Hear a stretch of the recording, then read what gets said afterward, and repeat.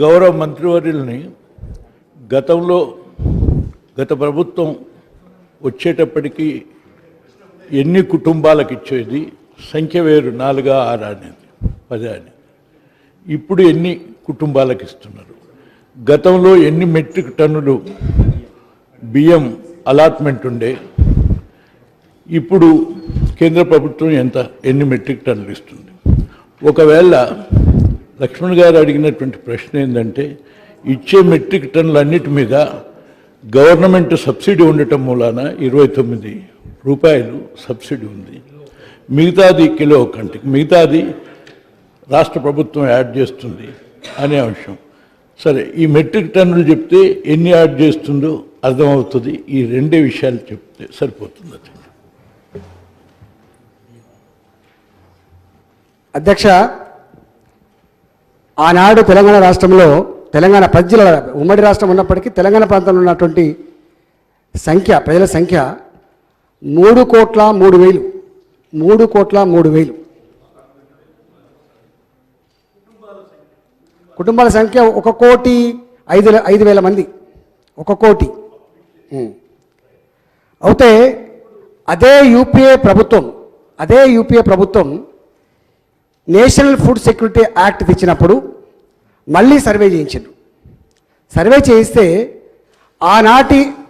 ఆనాటి ఆ ప్రభుత్వం బిలో పావర్టీ లైన్ కింద ఉన్నటువంటి ప్రజల సంఖ్య 1,91,60,69,000 అధ్యక్ష.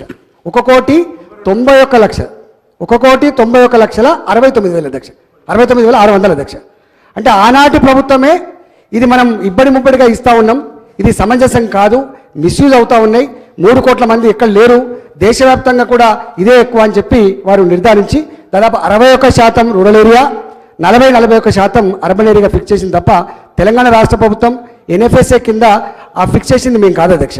రెండవది, తెలంగాణ రాష్ట్ర ప్రభుత్వం వచ్చిన తర్వాత కూడా డబుల్ ఉండడం, అసలు కమలాపూర్లో కార్డు ఉంటుంది, హైదరాబాద్లో కార్డు ఉంటుంది, కరీంనగర్లో కార్డు ఉంటుంది, ఇక్కడ కూడా కార్డు ఉంటుంది. కాబట్టి ఈ ఆధార్ వచ్చిన తర్వాత సీలింగ్ చేయడం ద్వారా ఈ డూప్లికేషన్ అయితే ఉందో వాటిని అన్నింటి కూడా అరికట్టగలిగిన అధ్యక్ష.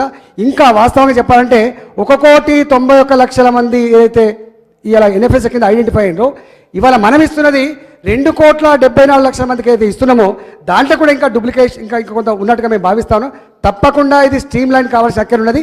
3,50,00,000 మందిలో 2,70,00,000 మంది, 2,74,00,000 మంది బియ్యం తినే ఆస్కారం లేదు కాబట్టి ఇంకా డైవర్షన్స్ అవుతా ఉన్నాయి. కాబట్టి తప్పకుండా దీన్ని ఇంకా మరింత స్ట్రీమ్ లైన్ చేసి, ప్రభుత్వం ఉన్నది పేదల కోసమే కాబట్టి ప్రజల కోసం ఖర్చు పెట్టే ప్రతి పైసా పేదలకే చెందాలి తప్ప బ్రోకర్లకు చెందద్దు, ఉన్న వాళ్ళకి చెందద్దు కాన్సెప్ట్ మాది. కాబట్టి తప్పకుండా దీన్ని మరింత పగడ్బందీగా దీన్ని స్ట్రీమ్ లైన్ చేసే ప్రయత్నం చేస్తామని చెప్పి తమ ద్వారా విజ్ఞప్తి చేస్తాను అధ్యక్ష.